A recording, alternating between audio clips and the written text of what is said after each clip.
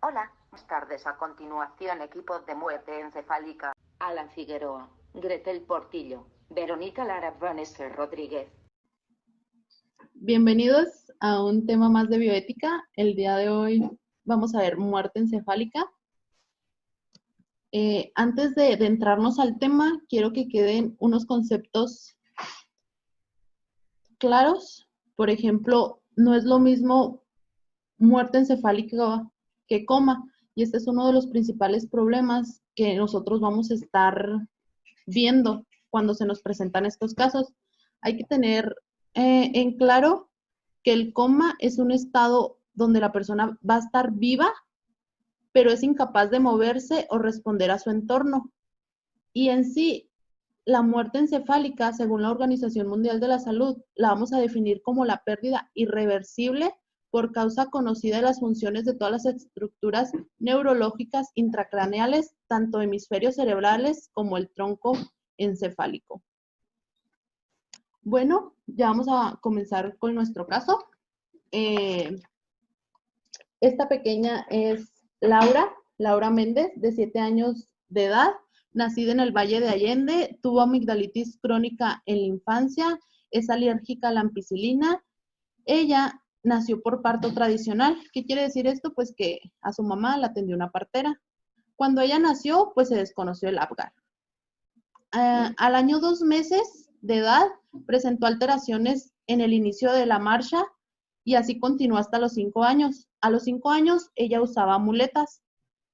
A los 6 años de edad, ella empezó a utilizar silla de ruedas por pérdida total de los miembros pélvicos, pero sí tenía sensibilidad conservada. Al tiempo, esta pequeña inició con afaxia motora y se le diagnostica hipoxia cerebral y secuelas de parálisis cerebral infantil. Entonces, aquí hay otras fotos. ¿Por qué llega este caso a nosotros? Pues vamos a tener que refieren que esta pequeña, estando dormida, le pica un alacrán. Entonces, le pica un alacrán, esta niña empieza con un cuadro clínico de bradipnea, dificultad respiratoria grave, entonces rápido la deciden intubar. Se le realiza una tomografía simple y que esta sale normal. Se le hacen paraclínicos y estudios de líquido cefalorraquídeo, los cuales lo único que muestra es neutrofilia. Se le administra fototerápico, el cual no muestra ninguna mejoría. Se le aplicaron 2 y esto evoluciona a muerte cerebral. El dilema aquí es que la madre quiere que muera tras estubarla sin ninguna medida de resucitación. Al contrario que el padre lo que desea es que a su hija se le haga todo lo necesario hasta lo imposible y se continúe con el tratamiento y medidas mínimas del soporte vital. Independientemente de su diagnóstico, pues dice que es su derecho que viva. Ojo aquí, lo que está diciendo el padre, se lo vuelvo a repetir, su padre dice que pues es su derecho que viva independientemente de su diagnóstico. Esto pues es interesante, lo vamos a ir viendo más adelante. Nuestros objetivos, ¿cuáles son? Principalmente establecer las mejores recomendaciones para el diagnóstico, evaluación y certificación de muerte encefálica bajo criterios neurológicos de la paciente que van a estar establecidos ¿dónde? En el Sistema Nacional de Salud.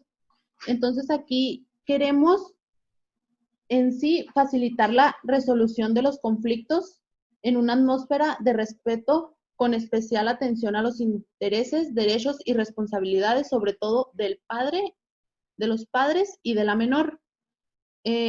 También queremos promover prácticas consistentes con normas y valores éticos, hacer más eficaz la utilización de recursos hospitalarios y sobre todo defender la dignidad humana de nuestra paciente. En caso de ser necesario, tenemos que determinar cuál de los 2 tutores por medio legal deberá tomar la decisión o si ninguno de ellos es apto. ¿A quién le compete tomar esta decisión? Designar una representante legal por medio del Comité de Bioética.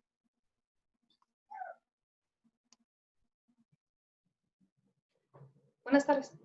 Yo voy a presentarles el contexto médico y el contexto jurídico. Dentro del contexto médico, vamos a ver el punto de vista de la medicina. En este caso, el paciente tiene muerte cerebral. Entonces nosotros, en base a las guías de práctica clínica, debemos de asegurar el diagnóstico y diferenciarlo de el coma. La muerte encefálica se diferencia del coma en base a 3 características, que sería la ausencia de la respiración espontánea, de los reflejos y de la conciencia. Nosotros podemos ayudarnos con exámenes complementarios, como podría ser uno de los más importantes, el electroencefalograma. Aquí se muestra uno de una persona normal y en el otro, en el paciente con muerte encefálica, pues la respuesta está ausente.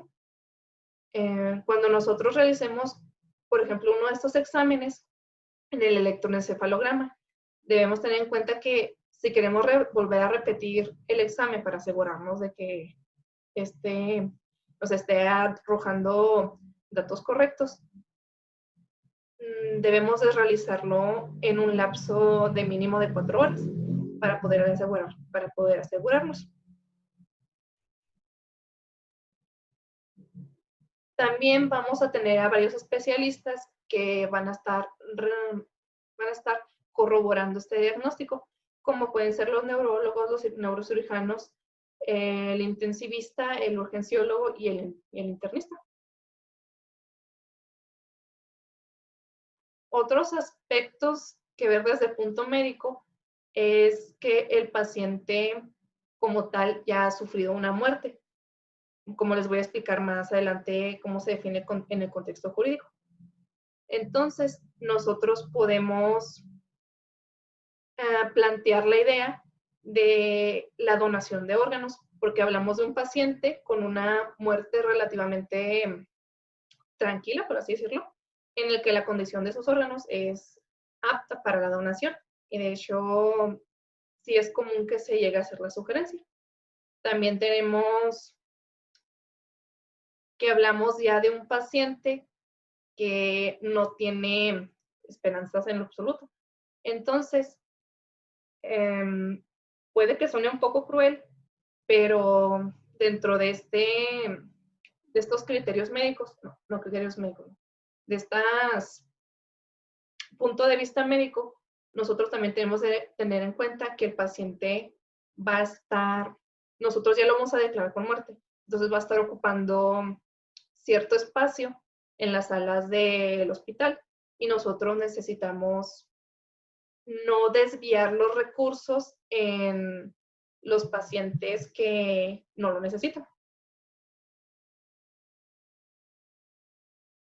Bueno, dentro del aspecto jurídico, también se define la muerte a partir de las leyes vigentes que ya están establecidas. Entonces, una de ellas es la de la Ley General de Salud, en la que lo define como la ausencia completa y permanente de la conciencia, de los reflejos y de la ausencia de la respiración espontánea, como ya les había explicado.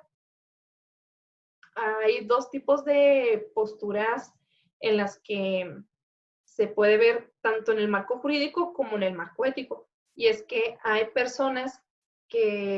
posturas, no personas, hay posturas que defienden lo que sería el cese de la vida, porque se considera que esto es un derecho del paciente del que puede hacer uso para disminuir tanto el dolor como la prolongación del sufrimiento. Bueno, la prolongación del sufrimiento. Mientras que hay otros que se aboga por otra postura en la que no es tanto, en la que se niega ese derecho y se considera que se trata de algo puramente decisión de los doctores o de las leyes, o ya sea de algo divino, dependiendo de lo que crea la persona. También se abordan estos puntos en diferentes documentos. Uno es aquí la Declaración de Lisboa de la Asociación Médica Mundial. En este se recopilan varios de los derechos de los pacientes, y entre ellos está el de la información. El paciente va a tener derecho a saber acerca de todo el procedimiento de sus tratamientos y todo lo relevante con su enfermedad. Y en base a esto, el paciente va a tener derecho a hacer uso libre de esa información y estar de acuerdo con lo que los doctores le digan o estar en su contra. Y en tal caso de que el paciente no quiera recibir el tratamiento, está en todo su derecho a no hacerlo. Bueno, tenemos la Ley General de Salud. Esta tiene unos artículos que tocan específicamente este tema de muerte cerebral, que son estos. En el 343 es en el que se define lo que nosotros los médicos vamos a estar considerando una muerte cerebral. Y es reiterativamente lo que les he estado diciendo, en la que no haya signos clínicos ni de la respuesta a reflejos ni de la conciencia, y haya un cese de la respiración espontánea. En el 344 es donde se incluyen otras pruebas para la confirmación de esto, que era el electroencefalograma y cualquier otra prueba de gabinete que nosotros hayamos realizado y la que se pueda anexar para mostrar las pruebas. También está el artículo 345, que toca ya el tema de los familiares, en el que si el familiar más cercano del paciente, en este caso puede que sean los padres, la esposa, el hermano, el hijo, quien sea que esté cerca del paciente, puede solicitar esto, que se estén con los soportes vitales del paciente y como tal ya fallezca. O sea, él puede tomar la decisión. En otro documento vigente, en donde se comparte el tema de la muerte, sería en la Constitución Mexicana.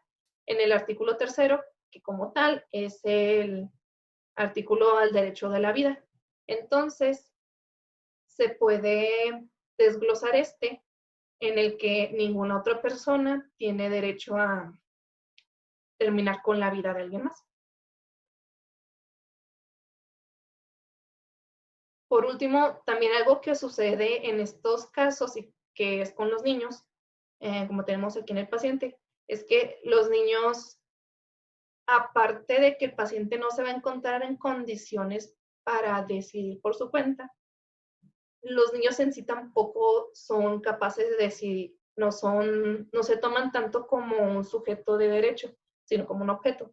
Entonces, lo que se intenta hacer, o desde el punto de vista también de otros documentos legales, es que los niños se convierten en sujetos de derecho.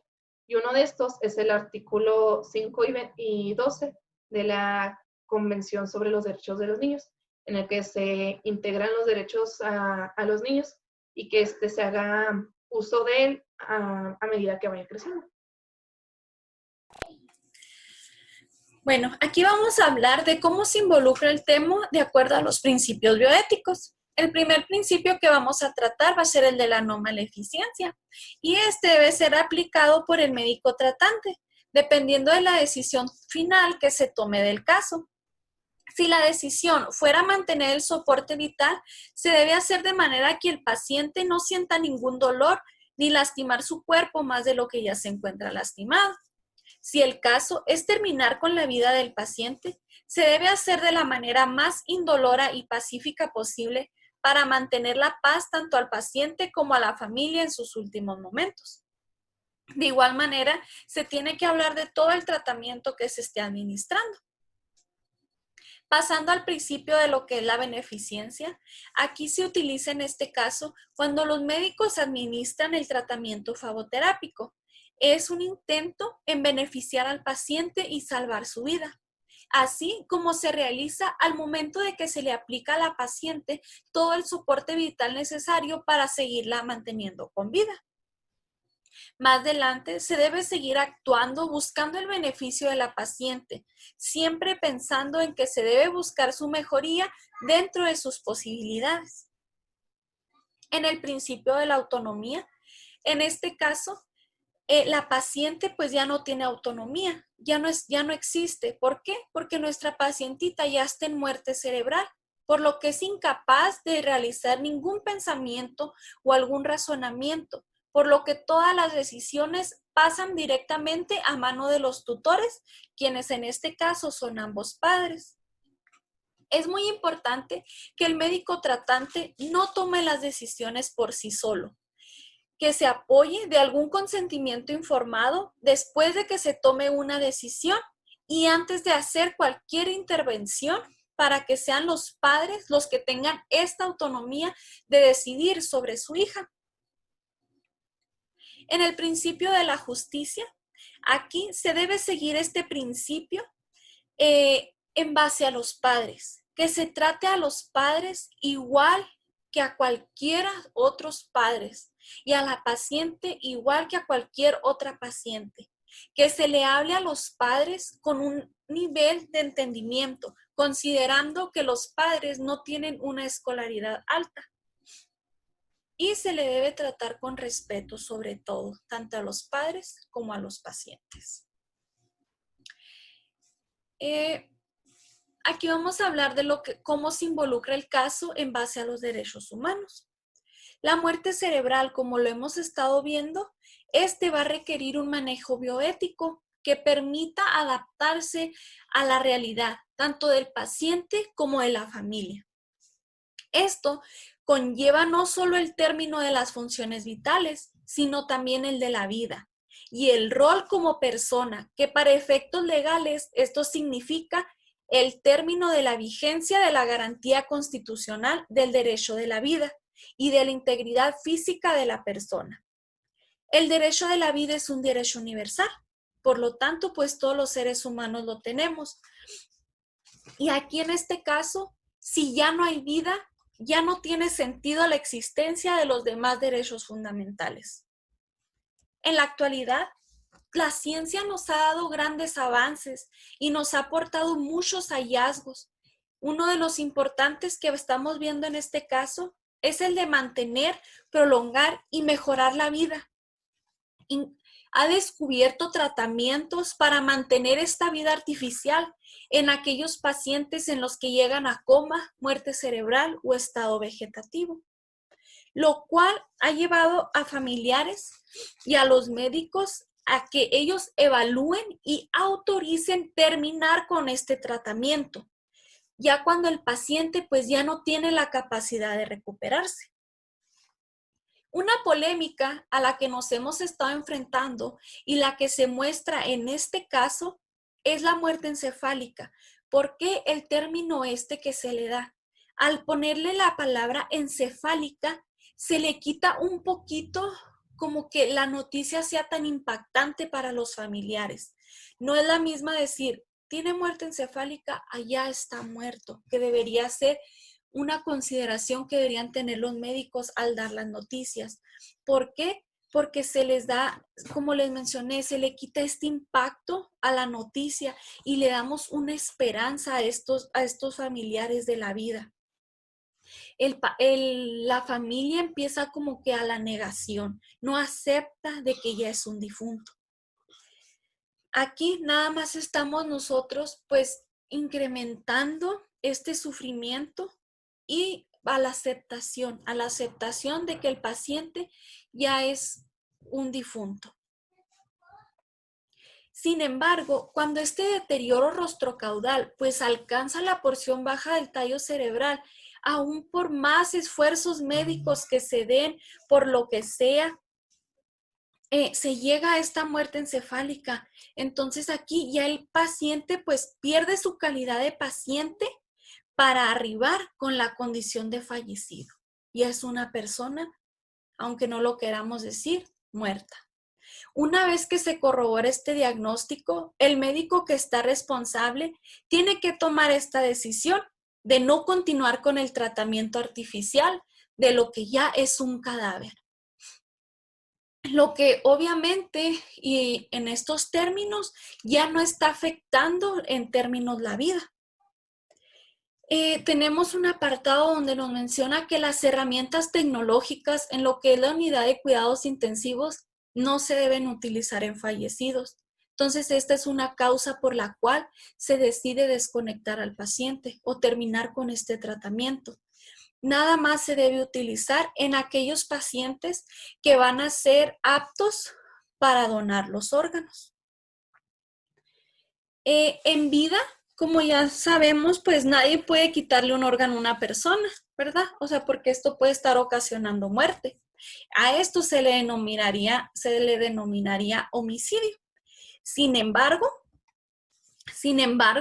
cuando se extrae un órgano vital a un cuerpo en estado ya de muerte cerebral, como es el caso del paciente, pues no se está atentando contra la vida, ya que el certificado de muerte debe realizarse cuando la paciente se le diagnostica con esta muerte cerebral. Ya se lleva a cabo su certificado de muerte cerebral. Entonces, al extraer un órgano vital, ya no estás privando de la vida a nadie, porque jurídicamente ya no tiene vida. La ley le concedió al equipo médico la facultad de decidir el momento de la muerte de una persona. ¿Por qué se dice aquí? Porque es el equipo médico el que pone finalización o término a este tratamiento de soporte vital. La medicina es la encargada de estabilizar este diagnóstico y los criterios conductuales. En este punto, la muerte cerebral pues es concebida como un fenómeno exclusivamente médico. No se plantea en su totalidad al excluir a la sociedad del debate y conclusiones en las que debe participar, porque el tema le atañe absolutamente y completamente a él. Médicamente y legalmente le corresponde tanto a neurólogos como neurocirujanos, que esto ya se los mencionaron anteriormente, para certificar una muerte cerebral. Es por eso que debemos tener presente lo que son las exigencias que nos da la ley y su reglamento. En primer lugar, que exista una causa suficiente y necesaria que nos permita atribuir a la muerte de la persona. En segundo lugar, la existencia de un coma sin ningún reflejo del tronco cerebral. En tercer lugar, la existencia de una prueba de apnea positiva. Esto, que no se observen movimientos respiratorios, por lo que el paciente debe ser observado durante tal prueba y no basarse únicamente en gastrometías. Y en cuarto lugar, que no exista una condición que interfiera con el diagnóstico, como puede ser una hipotermia, relajantes musculares, drogas, depresores. Y finalmente, señalar que aun cuando la ley o su reglamento no lo disponga, podemos y debemos siempre solicitar los exámenes complementarios que se crean para tener la certeza de este diagnóstico. Y un poquito más, ya les mencioné lo que es Gretel. Ahora hablaremos de los métodos de solución bioética. Aquí es importante tomar en cuenta las tres partes involucradas en este caso, siendo lo que es el paciente, los familiares del paciente y los médicos involucrados en el caso. Siempre se debe buscar que se llegue a una solución, pero que sea todo esto hecho de manera adecuada, siempre con un ambiente de respeto y armonía para cualquiera de las partes.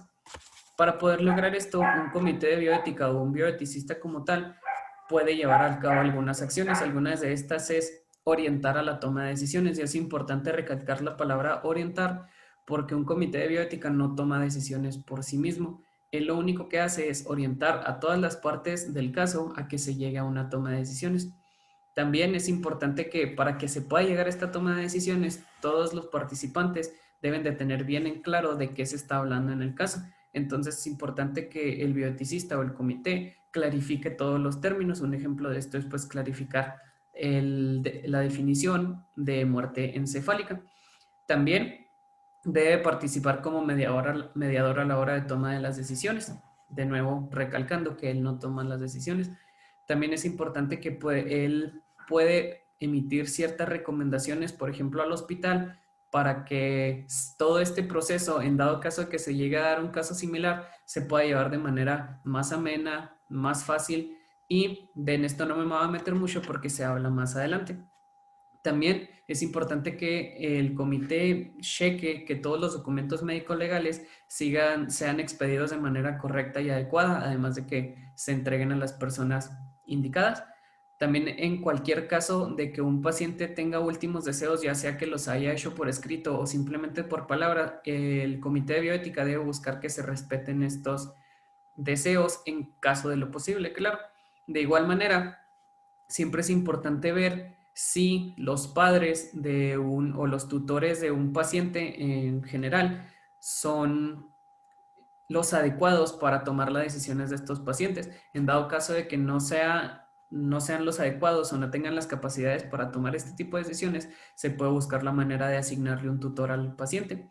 También, algo que pueden hacer los comités de bioética que no siempre se hace es darle apoyo emocional a los padres. Un ejemplo de esto, si alguna persona perdió un familiar, se le puede dar directamente el apoyo emocional o se puede mandar, por ejemplo, con algún psicólogo para que pueda él llevar de manera mejor lo que es su duelo, que inevitablemente va a suceder pues a causa de la pérdida de algún familiar. Entonces, ya después de esto, ¿cuáles son las conclusiones a las que llegó el comité de bioética? Como ya se mencionó, el comité no va a tomar ninguna decisión. El comité nada más va a orientar o va a ser mediador para que los padres y los médicos tomen la decisión. Ahora sí vamos a hablar en específico de nuestro caso. Anteriormente hablamos de nada más recomendaciones en general, pero ahora sí lo vamos a adaptar a nuestro caso como tal. Siempre el comité de bioética debe de intentar facilitar las cosas. Para que esto se logre, hay ciertas cosas que el comité decidió hacer. El primero de estos es clarificar los términos de la muerte encefálica, ya sea explicándole a los padres la clínica, explicándole a los padres con laboratorio y gabinete. Siempre tiene que tener muy en claro los padres qué significa que la paciente esté en muerte encefálica, porque como ya se mencionó anteriormente, la muerte encefálica, como su nombre lo dice, ya es un estado en el que el paciente no está vivo. Y es muy común que hay personas, por ejemplo padres, sobre todo de familia, que al escuchar el término de muerte encefálica piensan que todavía los pacientes tienen una cierta esperanza de seguir con vida o de recuperarse, y pues esto es importante clarificarle a los padres que no es así.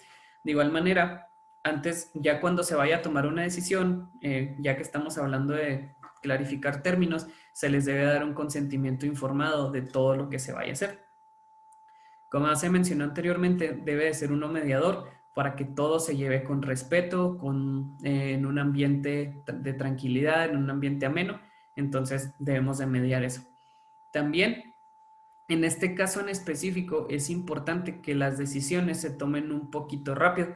Claro que respetando siempre a los pacientes y los médicos y no presionándolos a que tomen la decisión, simplemente intentar que se lleven de manera más rápida. Esto porque como la paciente es una paciente joven, existe la posibilidad de que haya donación de órganos. Además de que es algo que no siempre suena muy humano, pero es una paciente que está ocupando una cama y que otra paciente podría ocupar, que sí se pueda salvar su vida.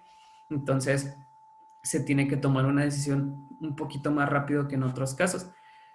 Y conjunto con esto, pues es decidir si la paciente va a donar órganos, ya sea que los padres así lo quieran, y también se deben de hacer estudios para ver si la paciente es apta para hacerlo, porque pues después de todo es un caso de alacranismo, entonces no sabemos al 100% si todos sus órganos están funcionantes para poder donarlos. También otro punto muy importante es A pesar de que la paciente ya está muerta, su cuerpo se debe tratar con mucho respeto y mucha dignidad, porque sigue siendo el cuerpo de la hija de alguien, sigue siendo el cuerpo de la hermana de alguien, etcétera, etcétera. Entonces se debe tratar con total respeto. También, como ya se mencionó anteriormente, se deben de tener siempre bien o revisar que estén adecuados los documentos médico-legales. Y por último, buscar que los padres tengan un apoyo emocional, porque como ya se mencionó anteriormente, ellos están teniendo una pérdida de una hija. Esto inevitablemente los va a llevar al proceso del duelo, por lo que se les debe de también apoyar para que lleven este duelo de manera correcta y no se convierta en un duelo patológico. Ya casi para terminar, tenemos las recomendaciones. ¿Nosotros qué queremos o qué recomendamos? Bueno, se espera que en un futuro tanto médicos, instituciones de salud o pacientes no tengan que volver a lidiar con dilemas como el que presentamos ahora. Entonces, tenemos algunas recomendaciones para facilitar la resolución de conflictos y dilemas. Entonces, podríamos, por ejemplo, adoptar programas de capacitación para el personal de salud, de cómo abordar cuando se les presentan estos casos. Elaborar planes de acción que se puedan adecuar a los casos del dilema bioético para así facilitar y acelerar el proceso. Y también implementar un plan de abordaje para la donación de órganos en caso de que como estos pacientes ya tienen muerte encefálica, en caso de que los padres sí quieran, pues también podríamos tratar este tema. También es importante aquí, por ejemplo, muchos de estos dilemas pues no se resuelven en una institución. Entonces también podríamos, como otra recomendación, sería facilitar el proceso de contactar a un comité de bioética para que se haga cargo, podría decirse, o ayude a resolver estos casos.